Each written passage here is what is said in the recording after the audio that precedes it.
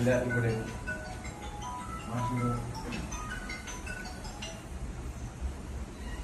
പിന്നെ കേട്ടോ. ഹലോ,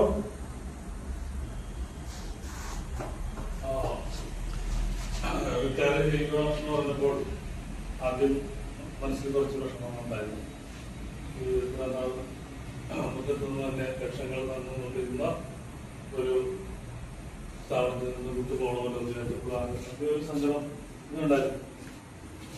എന്നാൽ അതിനെ പോസിറ്റീവായിട്ട് ആലോചിച്ചപ്പോൾ ആ സങ്കടമൊക്കെ മാറിയതാണ്. അതായത് 99 പ്രൈവറ്റൈസേഷൻ വന്നപ്പോൾ നമ്മളിൽ നിന്ന് പലരും പേടിച്ച് VR സ്ഥലത്ത് പോവുകയുണ്ടായി.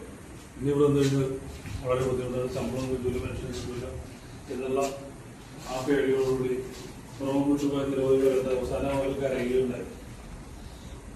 അത് അങ്ങനെ കരയേണ്ടി വന്നതെന്ന് വെച്ച് കഴിഞ്ഞാൽ അവർ വിചാരിക്കുന്നതിനേക്കാൾ കൂടുതൽ പ്രയത്നങ്ങൾ നമ്മുടെ യൂണിയൻ വഴി നടത്തുന്നതാണ്. തൊഴിലാളികളും പെൻഷൻകാരും വഴി അങ്ങനെ പെൻഷൻ കൂടുകയും ശമ്പളം കൂടുകയും ഈ സ്ഥാപനം നിലനിർത്താനായിട്ട് സാധിക്കുന്നത് സമരങ്ങളിൽ കൂടിയാണ്. അന്നത്തെ ശക്തമായിട്ടുള്ള യൂണിറ്റ് ഉടലെടുക്കൊണ്ടാണ് അങ്ങനെ സാധിച്ചത്. സീറ്റ് കൈമാറ്റം ചെയ്തിട്ടുണ്ടെങ്കിലും എല്ലാവർക്കും കൈമാറ്റം ചെയ്തപ്പോൾ അത്തരം തൊഴിലാളികളെ മാറ്റി പോസ്റ്റ് ചെയ്തുകൊണ്ട് തുറമുഖത്തിന്റെ പ്രവർത്തനം നടത്താനായിട്ട് വിവിധ ആശുപത്രിയിൽ വണ്ടി തള്ളുന്ന ജോലിക്ക് വരെ നിയോഗിക്കുന്നുണ്ടായി. അങ്ങനെ പല രംഗത്തേക്കും മറ്റൊരാളുടെയും ജോലി നഷ്ടപ്പെടാത്ത വിധത്തിൽ യൂണിയൻ പ്രൊട്ടക്ട് ചെയ്യുന്നതാണ്. വർഷാപ്പ് കൈമാറ്റം ചെയ്തപ്പോൾ അത്തരം തൊഴിലാളികൾക്ക് ഗവൺമെന്റ് കൊച്ചിൻ ബോർഡ് ശമ്പളം കൊടുക്കുകയും ഷിപ്പ്യാർഡിന് ശമ്പളം കൊടുക്കുകയും റിട്ടയർമെന്റിന് ശേഷം പെൻഷൻ ഫോട്ടോ കൊടുക്കുന്നതിനുള്ള ഒരു കരാറുണ്ടാക്കി ചെയ്തപ്പോൾ ആ മേഖലയിൽ പ്രൊട്ടക്ട് ചെയ്തു. അങ്ങനെ പേടിയിൽ ചോടിയ സ്ഥലത്ത് നിന്ന് ഇത്രയും കാലം വരെ തൊഴിലെടുക്കാനായിട്ട് പറ്റിയത്. പെൻഷനും ഇന്നലെ എത്ര പറഞ്ഞത് 10 കൊല്ലത്തേക്ക് പെൻഷൻ കൊടുക്കാനുള്ള പൈസ ഇന്ന് കുറഞ്ഞിരിക്കുന്നുണ്ട്. ഇന്നലെ പോയിപ്പിടിച്ചാണ് 10 വർഷത്തേക്ക് യാതൊരു കുഴപ്പമില്ല. അത്തരം പൈസ ശേഖരിക്കാനും വന്നു. അപ്പൊ ഇങ്ങനെയൊക്കെ വെച്ച് ആലോചിക്കുമ്പോൾ യാതൊന്നും സങ്കടപ്പെടാനില്ല. ഇവിടെ എത്തിയത് വളരെ ദൈവാനുഗ്രഹം എന്ന് പറയും. അതുപോലെ തന്നെ നമ്മുടെ വാർത്തനകത്ത് പോസ്റ്റ് ചെയ്തപ്പോൾ അന്ന് പറയുന്നത് അവിടെ ഭയങ്കര പൊല്യൂഷനാണ്, വണ്ടിയുടെ പുകയാണ്, അതുപോലെ തന്നെ മൃഗക്കൊഴുപ്പും കെമിക്കൽസും ഒക്കെ ഇടുന്ന സ്ഥലം, പൊല്യൂഷനുള്ള പല അസുഖങ്ങൾക്ക് വരും. പണ്ട് എയ്ഡ്സിന്റെ സമയത്ത് പെട്ടി വരുമ്പോൾ പെട്ടിയിലെന്ന് തുടങ്ങി പെട്ടിയൊക്കെ മറ്റുള്ളവരുടെ അസുഖമായിരിക്കും. അതുപോലെ തന്നെ ഇവിടെ എയ്ഡ്സ് സെല്ലിൽ തുടങ്ങി. എയ്ഡ്സ് സെല്ല് എന്ന് പറഞ്ഞാൽ തുറമുഖങ്ങൾ വഴിയാണ് എയ്ഡ്സ് വരുന്നത്. അപ്പോൾ തുറമുഖത്തുള്ള ആൾക്കാർക്ക് വളരെ ശ്രദ്ധിക്കണം. എയ്ഡ്സ് അവയർനെസ് അതിന്റെ കണ്ടന്റ് തന്നെ. അപ്പോൾ എല്ലാ സ്ഥലത്തും നിന്നും തെരുവാടകത്ത് കളിച്ചാൽ പോകേണ്ടത്. അതുപോലെ കൊറോണ വന്നപ്പോഴും നമ്മൾ വളരെ പേടിച്ചു. നമുക്കായിരുന്നു ആദ്യം പണിയുന്നത് ഗേറ്റിലൊക്കെ നേരത്തെ ഗേറ്റിൽ നിന്ന് പാസ് പണി ഇങ്ങനെ കഴിഞ്ഞിരിക്കുന്നു. ഇപ്പൊ തന്നെ പോയൊന്നുമില്ല. നമ്മുടെ വലിയൊരു സുഹൃത്തായിട്ടുള്ള പോയി എനിക്ക് പണി കിട്ടുകയും ചെയ്തു. ഫിഷിംഗ് ഹാർബറിലെ ശ്രദ്ധക്കുറവുള്ള ആയിരിക്കണം വിളിക്കുന്നത്. ഒരു പുള്ളിയാന്റെ പരിണിതഫലമായിട്ട് പൂപ്പൽ രോഗം വായിച്ച് മരിക്കുകയും ചെയ്തു. എന്നാൽ നമ്മൾ പേടിച്ച പോലെ ഒന്നും ഉണ്ടാകാതെ പല അസുഖങ്ങളും വരും. ആ സമയത്ത് ഈ പറഞ്ഞ പോലെ തിരുവല്ല ക്യാൻസർ കൊണ്ട് മരിക്കുന്നുണ്ടായിരുന്നു. നമ്മുടെ ഇവിടെ ജോലി ചെയ്യുന്ന പ്രതിയുടെ അച്ഛൻ ദിവാരമാണ്. അപ്പൊ കുറെ പേര് നമ്മള് ഇവിടെ ചിരിക്കണ ചിരിക്കണം ഒരു അപ്പൊ കുറെ പേര് അസുഖമൊന്നും മരിക്കുകയും ചെയ്യുന്നുണ്ട്. അപ്പൊ കൊറോണ അതുപോലെ ഈ പറഞ്ഞ അസുഖങ്ങളിൽ നിന്നൊക്കെ ഈ പൊല്യൂഷന്റെ പ്രശ്നങ്ങളിൽ ആണ് യാതൊരു കുഴപ്പമില്ലാതെ നമ്മൾ കാത്തു ഈ ഒരു സാഹചര്യം എത്തിച്ചു വന്നത്. അത് ദൈവത്തിന് നന്ദി പറയുന്നു.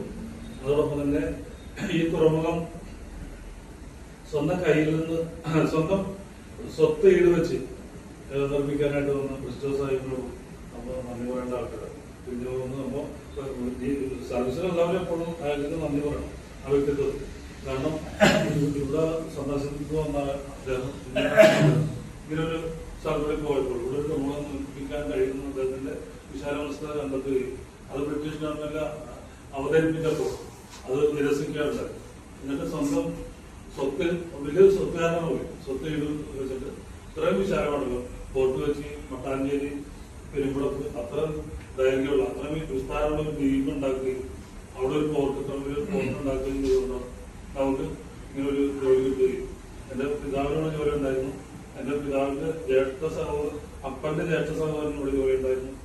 അപ്പൊ കുടുംബപരമായിട്ട് ഇങ്ങനെ അദ്ദേഹം ഒരു മേസ്ത്രിയായിരുന്നു. മേസ്ത്രി എന്ന് പറഞ്ഞാൽ ആളുകൾ പോസ്റ്റ് ചെയ്യുന്ന ആളെ ഈ പറഞ്ഞ അപ്പൂപ്പന്റെ ജ്യേഷ്ഠ സഹോദരൻ അദ്ദേഹത്തിന് വീട്ടിൽ ചുമന്നുകൊണ്ടെന്ന് നടക്കുമായിരുന്നു. വള്ളത്തിന് കൊണ്ടുവന്നിട്ട് അന്നത്തെ തൊഴിലാളികൾ മേസ്ത്രിയോടുള്ള ആദരവ് പ്രകാരം വള്ളത്തേക്ക് എത്തി വഞ്ചിത്തോടിൽ കൊണ്ടുവന്ന് ജോലി കഴിയുമ്പോൾ കൊണ്ടുവന്നിറക്കും. പുതിയ നടന്ന് കസേരയിൽ ചുമന്ന് കിട്ടിക്കൊണ്ടുപോയത്. അപ്പൊ ഞാൻ പാരമ്പര്യമായിട്ട് ഇങ്ങനെ ഒരു തുറമുഖം ഉണ്ടായതുകൊണ്ട് ജീവിച്ചു പോകുന്നു. അതുപോലെ നമുക്ക് വീട് വെക്കാനും പിള്ളേർ പഠിപ്പിക്കാനും ഒക്കെ ഈ തുറമുഖമാണ് എല്ലാം തന്നിട്ടുള്ള തുറമുഖത്തിൽ നിന്നുള്ള വരുമാനം ഉണ്ടാകും. അതുപോലെ തന്നെ ഈ തുറമുഖം അപ്പൊ ഈ തുറമുഖം ശില്പിക്കാന്ന് പറയും. അതുപോലെ തന്നെ ഈ തുറമുഖം ഉണ്ടായത് തന്നെ ഒരിക്കലും വെള്ളപ്പൊക്കത്തിന്റെ പരിണതഫലമാണ്.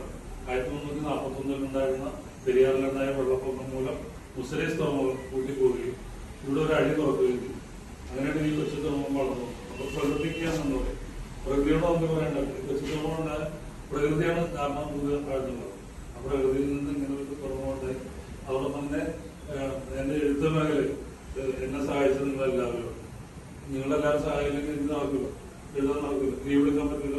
അതുപോലെ തന്നെ മറ്റു കാര്യങ്ങൾ ഇവിടെ വന്നിട്ട് എന്തെങ്കിലും സ്ഥലത്തിന് ഒരു വായ്പ ഓഫീസിലേക്ക് പോകാനായിട്ട് പറ്റില്ല. അല്ലെങ്കിൽ ഞാൻ തിരുവനന്തപുരത്ത് പോയാണെങ്കിൽ അന്ന് എന്തെങ്കിലുമൊക്കെ മാറ്റി നിങ്ങൾ ഉണ്ടായിരിക്കാം മാറ്റി പോസ്റ്റ് ചെയ്തത്. അപ്പൊ ആ വഴിക്ക് തിരിയാനായിട്ട് വളരെ സൗകര്യം കിട്ടിയത് നിങ്ങളെല്ലാവരും സാധനമാണ്. നിങ്ങൾക്ക് എല്ലാവർക്കും എന്റെ നന്ദി അർപ്പിക്കണം. അതോടൊപ്പം തന്നെ എന്തെങ്കിലും തെറ്റ് എന്റെ ഭാഗത്തു നിന്ന് സംഭവിച്ചു പോകണമെങ്കിൽ എന്തെങ്കിലും മനഃപൂർവ്വം ഞാൻ ചെയ്യില്ല. പെട്ടെന്നൊക്കെ എന്തെങ്കിലും ഒരു ദേഷ്യപ്പെടുക എന്തെങ്കിലും ചെയ്തെങ്കിൽ ഞാൻ ക്ഷമ ചോദിക്കുകയും ചെയ്തുകൊണ്ട് ഞാൻ ചെറിയ വാക്കുകൾ